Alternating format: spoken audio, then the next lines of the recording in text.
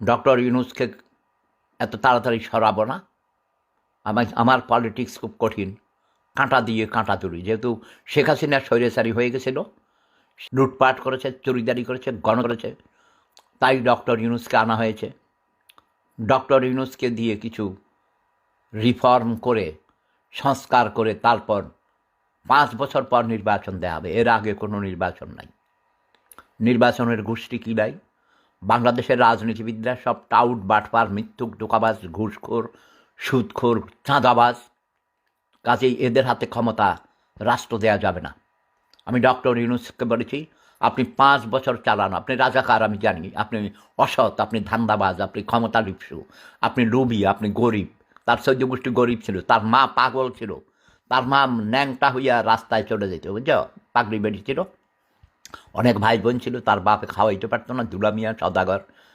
তারপরে এরা এই একটা উচ্ছৃঙ্খল পরিবারে মানুষ হয়েছে। ডক্টর ইউনূস মেধাবী আছে, ইবলিস শয়তানও অনেক মেধাবী ছিল, তাতে কি হয়েছে? Yes, আমি তার শুভাকাঙ্ক্ষী। যদিও সে মানে কূটনীতিবাজ, সে অসৎ রাজনীতিবিদ, টাকার কাছে বিক্রি হয়ে যায়, এদের কোনো নীতি নেই, চরিত্রহীন লম্পট রাজনীতিবিদ। তারপরেও বাংলাদেশে নতুন প্রজন্মকে আমি অনেক ভালোবাসি, ওদেরকে আমি এনকারেজ করি।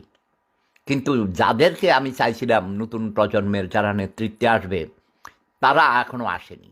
আমার জনগণের আকাঙ্ক্ষিত সেই যুব সমাজ আজও জেগে ওঠেনি। যারা এসেছে এরা আরও গরিব, এরা রাস্তার নেড়িকুত্তা, এরা চোরের মতো চেহারা, এগুলি সন্ত্রাসী দলের সদস্য, এরা টোকাই।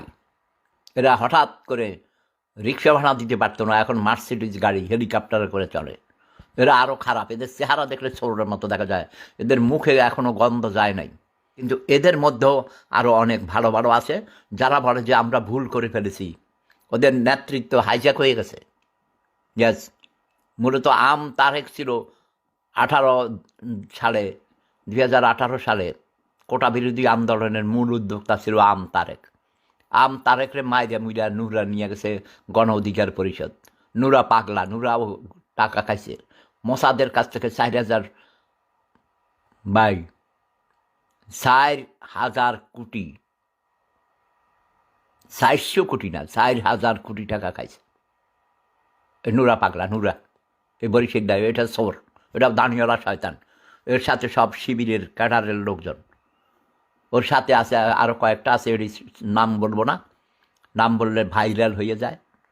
ডক্টর ইউনূস অসৎ লোক। ডক্টর ইউনূস মৌলবাদীদের পক্ষে কাজ করছে। ডক্টর ইউনূসকে মৌলবাদীদের বিরুদ্ধে বড় কিছু করতে বলুন। না না, ও নিজেই মৌলবাদী, ও তো নিজেই মৌলবাদী, চরিত্রহীন লম্পট, ধোঁকাবাজ, গরিব মহিলাদের টাকা আত্মসাৎ করেছে গ্রামীণ ব্যাংক করে। Doctor Yunus is not an honest man. আমি চাই নাই সেই ক্ষমতায় আসুক, কিন্তু যেহেতু শেখ হাসিনার উপর মানুষের আস্থা নাই, হারাই ফেলাইছে,